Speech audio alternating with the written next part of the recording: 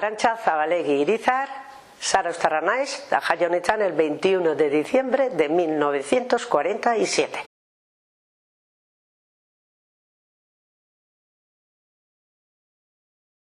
Nere familiaz oso kastigatua izan zalako.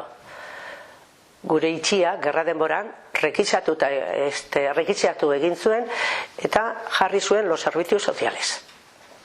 Nere itona esililuan hil zan, osaba bat hil zan en el penal de Vitoria, beste osaba bat etorri zan del penal de Vitoria geixoik, eta handikan 2-3 urtea hil zan, nere aita egon zan 3 urte en el penal del puerto de Santa María, eta azkenengo osaba egon zan 2 urte en el penal de Ondarreta Donosti.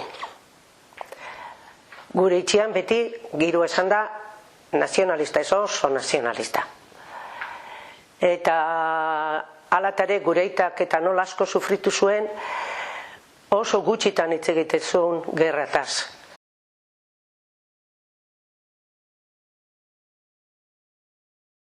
Ni gerran asuntotaz, hasi nintzen, esan dite bezala con la ley 579.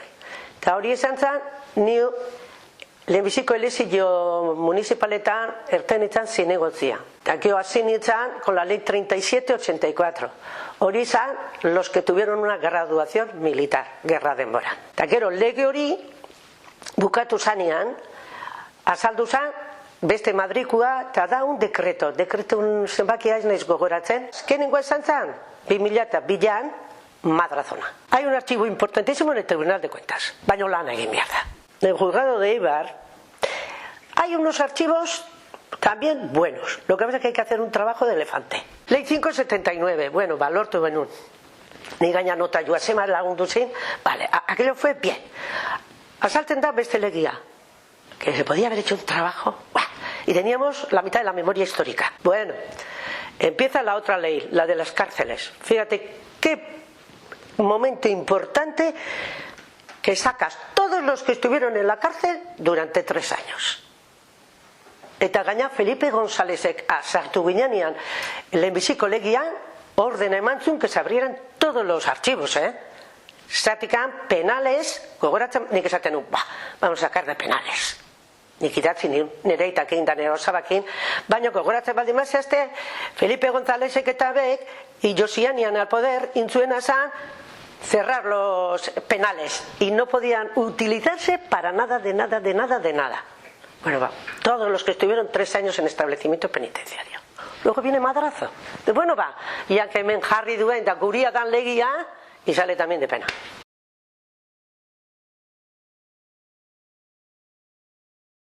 Lege hori, esaten deten bezala, bakarrikan sakaben eskubidea eskatzekuak, gerra denboran, o epe baten barruan, nes gogoratzen 3 urtea olau, hiltzianak, osea, esan behar zuen, o espetxean, o gerran frentian, o bien erituta, o gaixoik etori, eta itxian.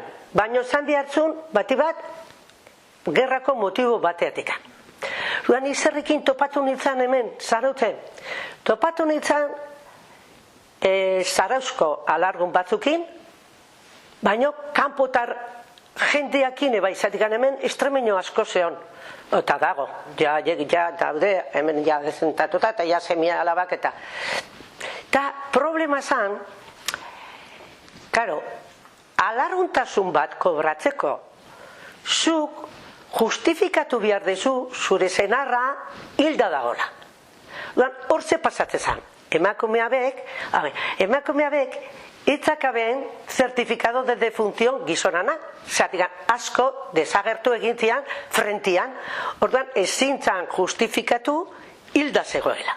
Gero azkeneako lagazuen libre bi testigoa bekin. Nota joak esan behartzuk era notorio y público. Bat zakasun posibilitatea eskatzekoa la pensión de viuda de guerra.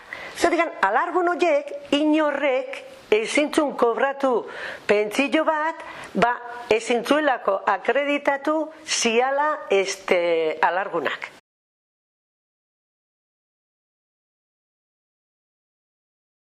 emakume bat baino gehiago, sakaben edadiakin, oso balientiak esan ziala. Zeratik gelditu alargun bere semeakin, eta batzuk etorri zian bezala Zarautza, ez? Eta beste batzuk hemen Zarautzen bertan, familia eta nolatea zuen aurrea. Eta hori niretzako usten dut ez gialaz ondikan konturatu zer esan zan momentu haiek, jakin da gizona aurrea juntzala, hiltzala, 3 eta 4 ume, eta nik nola ezautu nitun ja edadituta, eta konturaturan seme alabadanak nola aurrea atea zituen, eta berak ondikan lana eta nola egin zuen, niretzako tienen un mérito tremendo.